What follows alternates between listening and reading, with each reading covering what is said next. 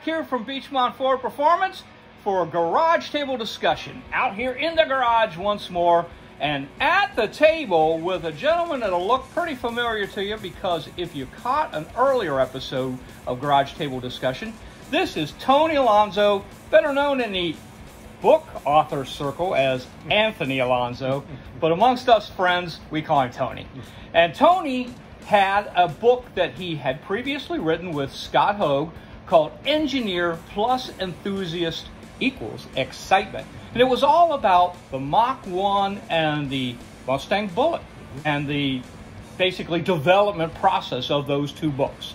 Yeah. And now you have a new book. I do. So in that first book with Scott, because he was the program manager, the customization manager involved on the 2001 Bullitt and the 2003, 2004 Mach 1.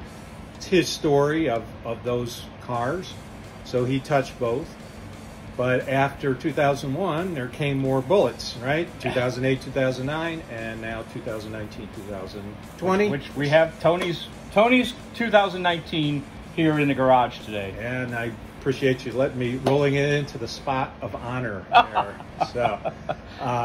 So I wanted to do something that profiled all three Bullitt Mustangs and also expand who I talked to and got input from the Ford side, as well as get some additional owner perspectives on all of these generations of Mustang Bullits. So this book is called Mustang Bullitt Generations? Right. Okay. Yes, exactly. And I actually have it set up with two different variations that you can buy. One is called the Standard Edition, which is that book. Yep, that one right there.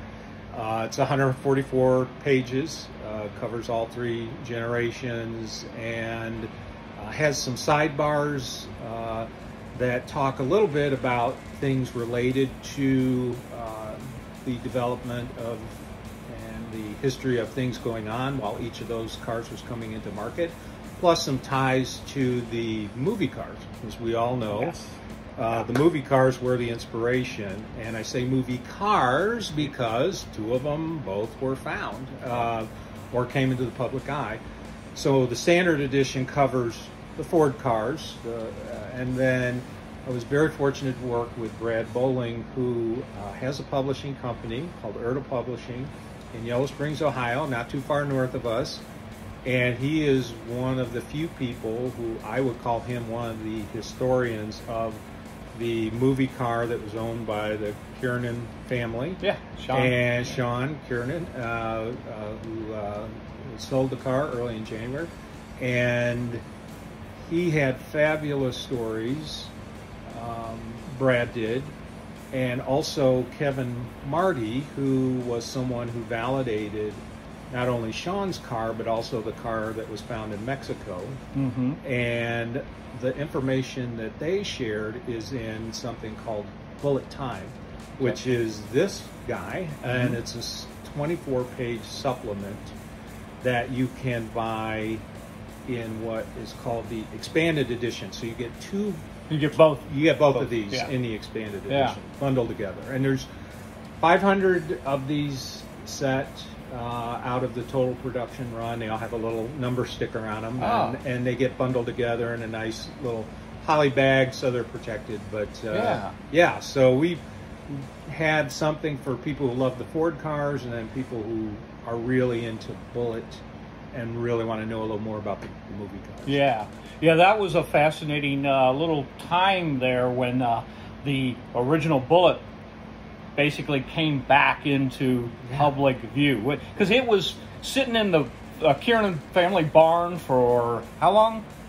They had it in their family for over 44 years. Yeah, and I don't think in general, other than their family, maybe a few other little people, but no one knew it was there. Yeah, no one really knew a whole lot about it. Brad Bowling was one of the few. Now, he kept that secret for over 30-something years, which is amazing.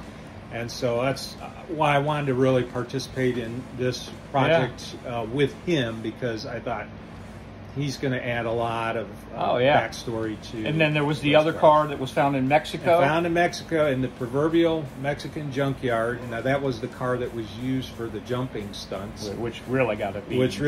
Beaten up, and it was a crazy Bullitt serendipity that in 2017 that car was announced in January or February of 2017, and then in January of 2018, the hero car, the one that was driven more by Steve McQueen, that was in the Kiernan family, came into being with the newest and latest.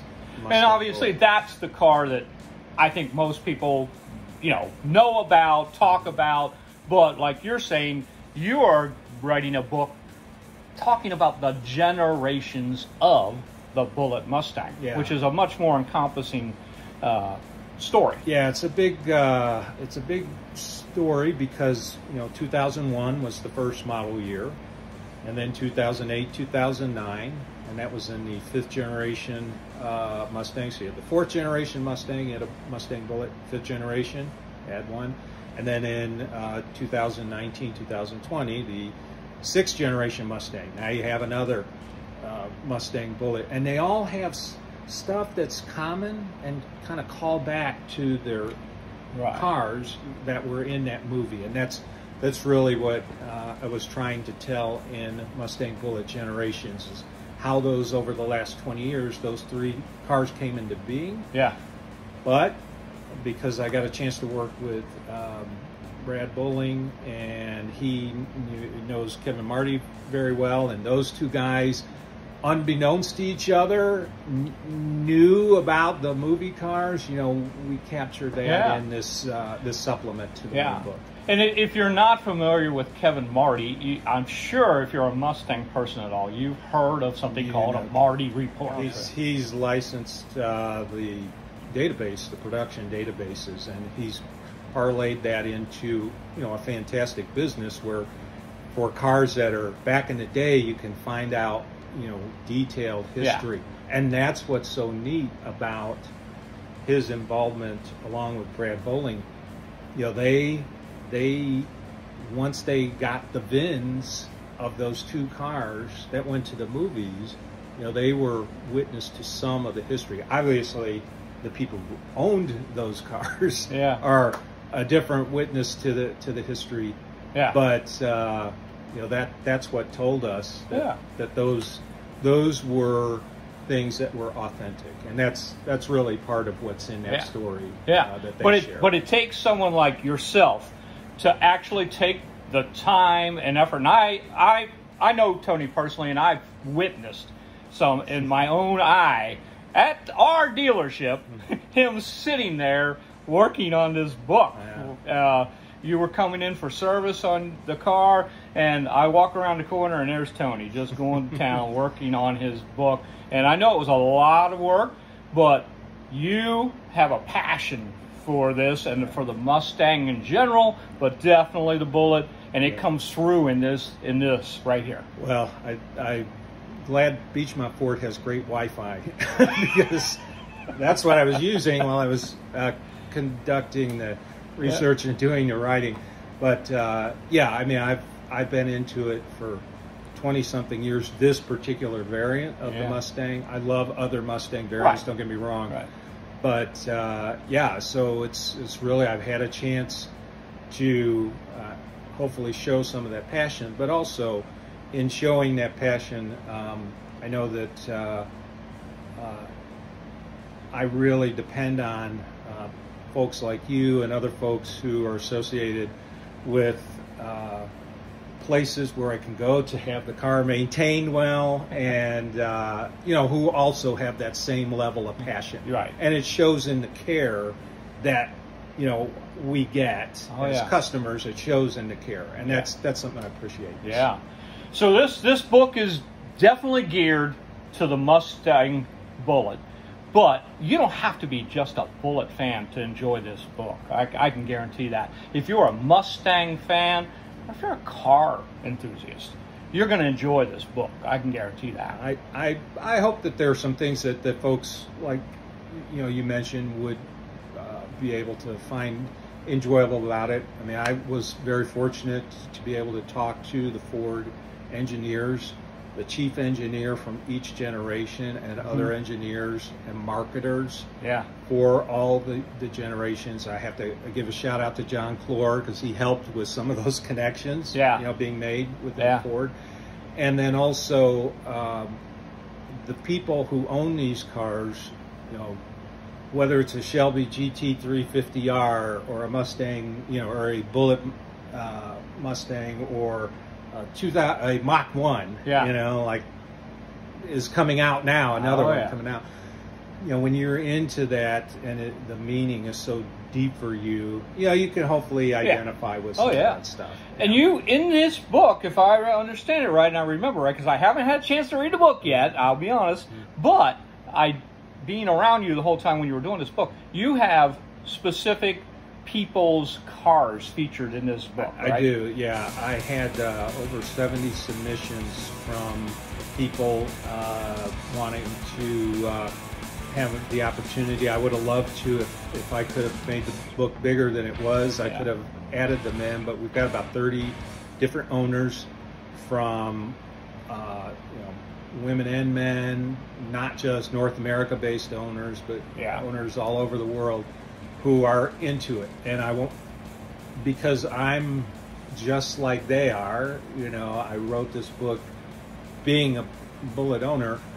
I thought, wouldn't it be great to just see how that passion is all across the world, no matter you know, which generation car you have, no matter where you might live, right? You know, so I mean, and even here locally, you know, two of our other friends are huge Bullitt people, Rick Ortlow and James Reedy, who I believe James's book is in your James's. Yes, James's car is one of the. He's kind of, I call him a little bit of an internet phenom, because his car is a 2001 Bullitt that's been modified very subtly, keeping in the theme of subtle, which is like the Bullitt DNA. And I absolutely wanted to. Well, James is in the show his car. Body shop collision business, and he's done some very tasteful upgrades to his car that the average person walking by probably might not even realize, but people like yourself will go, "Oh, that's different."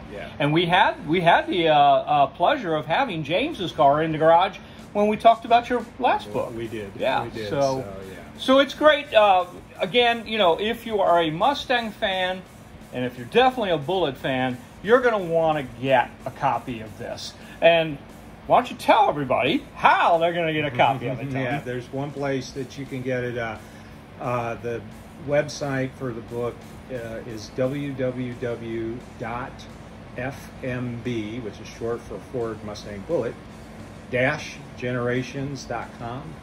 They are currently on sale, and I will tell you that because I'm a self-funded person, I could only, my budget was only so big to print so many of them, and so if folks are interested in it, hopefully they would jump in and grab one. And the initial run is already selling very well. I can tell you that if you want one, you might want to get that order in quick. So again, it's called Mustang Bullitt Generations, about all of the generations of the Bullitt, featuring the movie cars, featuring personal Bullitts. And I don't know, man, Tony, I just think it's going to be a very exciting book.